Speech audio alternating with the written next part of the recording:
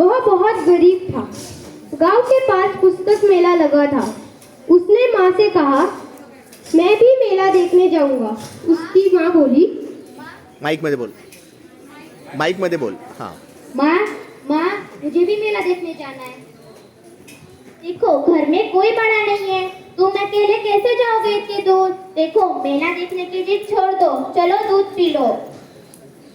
अपनी माँ की बात सुनकर ऋत्विक उदास हो गया और एक पेड़ के नीचे जा बैठा।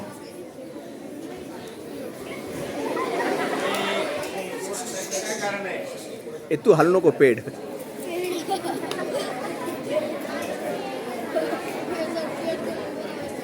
अचानक उसकी दृष्टि दूर पेड़ों के पीछे गई, जहाँ बहुत तेज रोशनी थी। वह उठकर वहां गया। वहां सुनहरे पंखों वाली एक परी खड़ी थी। तुम कौन हो? माइक माइक दे माइक. मैं परी हूँ, लेकिन तुम यहाँ उदास क्यों बैठे हो? परी का प्रश्न सुनकर ऋत्विक की आंखों में आंसू आ गए। वह बोला, मैं अपने दोस्तों के साथ मेला देखने जाना चाहता हूँ, पर मेरे माँ ने मना कर दिया। इसमें दुख की कोई बात नहीं है। ऐसा समझ लो मैं तुम्हारी मदद करने के लिए ही आई हूँ।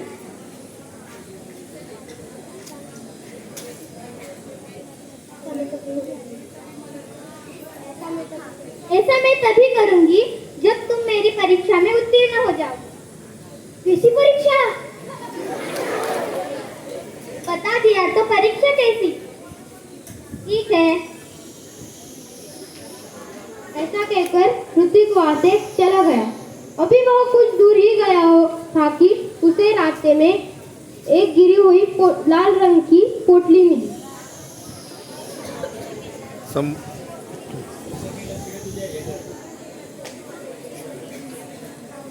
ये पोटली किसकी है?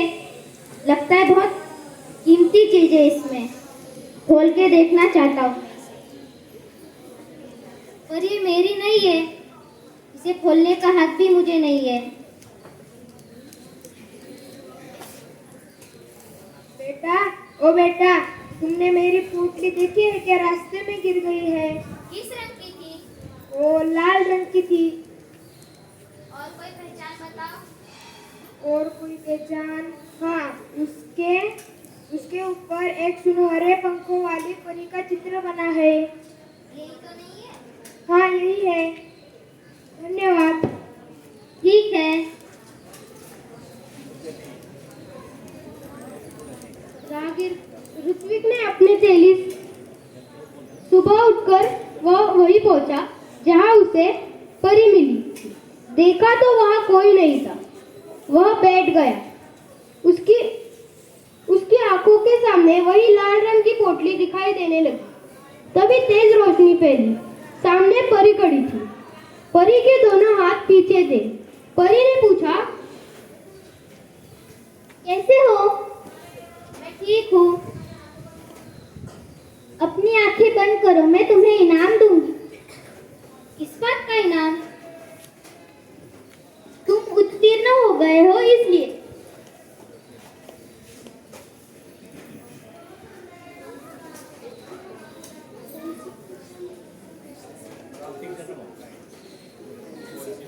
कभी परीक्षा ली तुमने?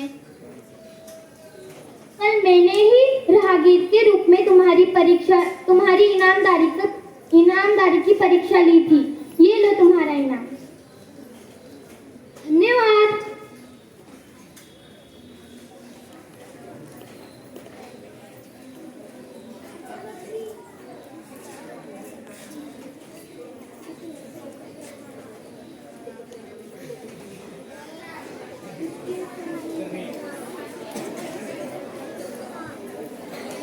लाल मखमली पोटली ऋत्विक ने अपनी माँ को दी। उसके समझ में ये नहीं आया कि उसका बेटा उसे क्या दे रहा है।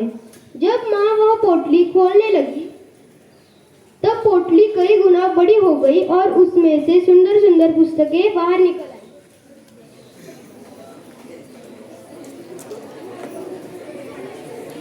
पुस्तकों का ढेर देखकर माँ चकित रह गई। माँ के पूछने पर ऋत्विक ने सब कुछ बता दिया। अब ऋत्विक ने मित्रों के लिए अपनी बहन कृतिका के सहायता से पुस्तकालय खोला। वह सभी बच्चे आकर अपनी मनपसंद पुस्तकें पढ़ने लगे। उनको पूरा गांव पुस्तक मित्र के नाम से जानने लगा। धन्यवाद।